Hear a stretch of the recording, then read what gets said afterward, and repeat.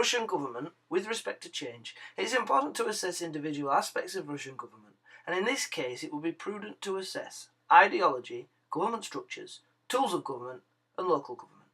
An assessment of these show that February 1917 was an occasion on which all four of these aspects of Russian government changed, in most respects quite dramatically.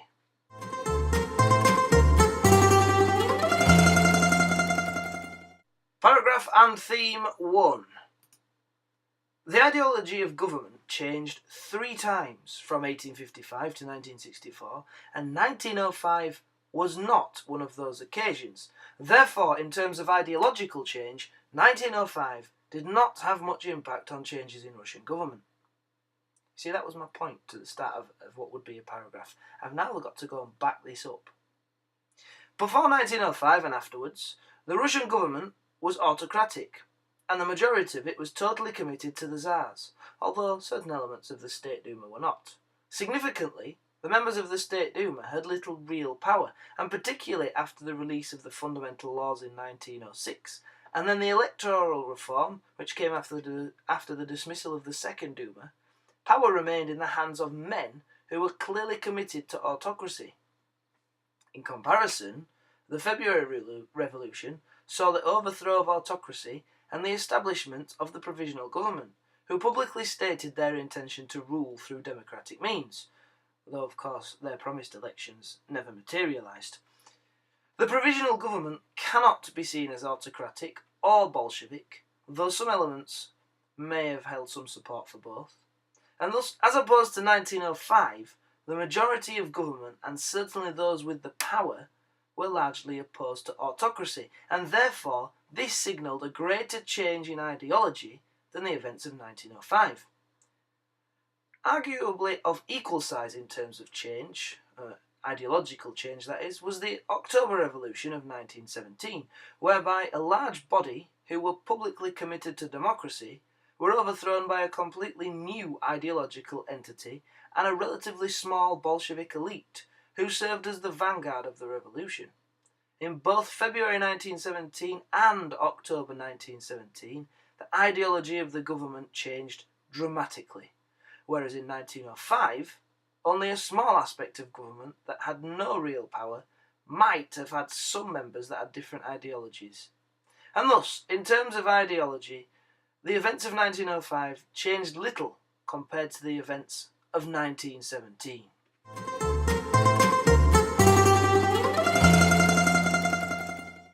Paragraph and theme 2. Paradoxically to ideologies, the structure of government undoubtedly changed in 1905, though even in this aspect, which was perhaps the most obvious change in 1905, it was not so big an aspect of change as was seen in February and October of 1917. So there's my point. I've now got to back it up with comparisons and with analysis, which is my explained comparisons. The introduction of a State Duma was seen by many as a first step down the path towards a constitutional monarchy, and it constituted the establishment of an elected lower chamber that, whilst it could not propose laws, it could block them. However, it must be recognised that a lot of the structure remained the same, with a Tsar holding supreme power, a council of ministers and a state council, which were all features of government from before 1905, although the state council had been called the Imperial Council of State. It could be argued that the structure of government changed more with the so-called Stalin Constitution of 1936, in which Stalin split the government of the USSR into the Soviet of the Union and the Soviet of Nationalities, which was supposed to give various interest groups more representation on government. But because of the totalitarian nature of Stalin's regime, it was a restructuring that was largely insignificant because power still rested in the hands of one individual, more than it did at any other time from 1855 to 1964. However, as with the issues of ideologies, it was in 1917 that saw the biggest changes in government structure. First, with the provisional government, which was essentially the Fourth Duma, but without the other apparatus of Tsarist government. And the provisional government also had to share significant power with the Petrograd Soviet. So whilst the provisional government was the official government, it was not the only body that controlled the country. This was the most significant change because for the only time in the entire period it can be said that the workers and soldiers were wielding significant power, and that power was not held in the hands of one individual or a small number of elites.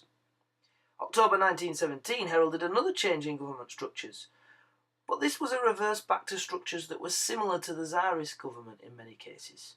For example, Sovnarkom and the Commissars were essentially the same as the Council of Ministers and Ministers, but with different names. And so to my little summary. In terms of structure, the 1905 revolution forced a significant change in the structure of Russian government, but much remained the same, and this cannot be said for the events of February 1917, which brought in a completely unique government structure for the period 1855 to 1964, because power rested in the hands of a number of people rather than just a small minority.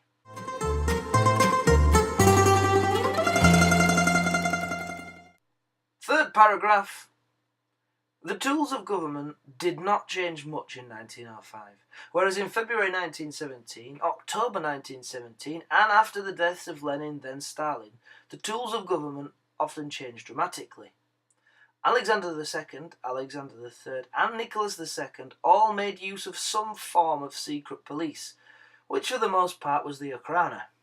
The Okhrana began as a softer version of the third section, but after the ascension to the throne of Alexander III and the onset of his more repressive regime, the Okhrana became more similar to the third section in terms of how repressive and intrusive they were.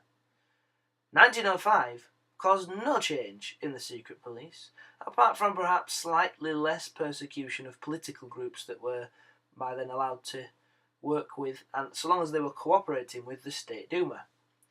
Censorship also remained at similar levels, so whilst the number of periodicals in circulation increased threefold from 1900 to 1914, in what was a relaxation of censorship, there is no evidence that 1905 caused any particular increase or decrease in censorship.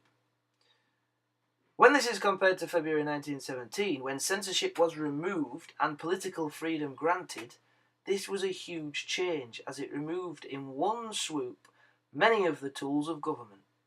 October 1917 reversed much of this with the establishment of the Cheka, and one of Lenin's first actions was to abolish the free press. So this was less of a change than February 1917, because it was a return to many things that had already occurred in Russia. Yet it was more of a change than 1905 by quite a distance, because even though October 1917 caused more of a reversion to old structures than a significant change, 1905 did not cause any change at all in the tools of government. Contrastingly, Stalin's totalitarian grip on power, fueled by his megalomania, meant that his grip on power tightened, and he used the tools of government to enhance this. Under Stalin, for example, all literary groups were closed down in 1932, and all writers had to join the Union of Soviet Writers. Those that did not would find themselves in the gulags, or worse, with a massive 5.5 million in the gulags at the time of Stalin's death. Much of this came as a result of the work of the NKVD, which performed the functions of secret police, as did every other version of the secret police. Only the NKVD were more ruthless and held greater power. Similarly, Stalin's death caused a change in the tools of government that was greater than that of 1905, because Khrushchev relaxed much of the censorship and repression which had served to prop up many of the previous governments. For example, in contrast to Stalin's 5.5 million in the gulags in 1953, there were just 11,000 in Khrushchev's gulags in 1959. In addition to this, there was a relaxation of censorship to the extent that twice as many books were released during Khrushchev's reign per year than had been released in the 1920s. And now to my summary of this paragraph. All in all, the 1905 revolution did not change the tools of government that were used to prop up the regime, as censorship and repression were carried out by the same bodies at roughly the same rate, whereas February 1917 and the rise of Stalin caused huge changes in the tools of government. In the case of February 1917, this was because they removed many of the tools of government. In the case of Stalin, this was because he took the existing tools of government and ramped up the amount of power that they had to increase the centralisation of government and to make sure power rested and stayed in his hands.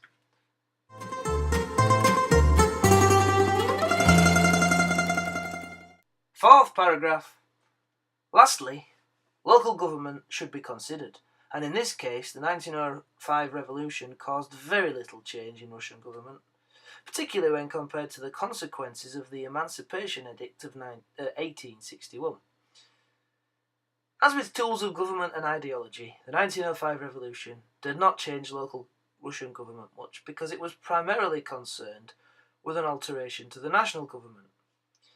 In comparison, the Emancipation Edict left a power vacuum in rural Russia because the authority of the nobility had largely been removed. So to fill the void, Alexander introduced the Zemstva in 1864, which had an elected membership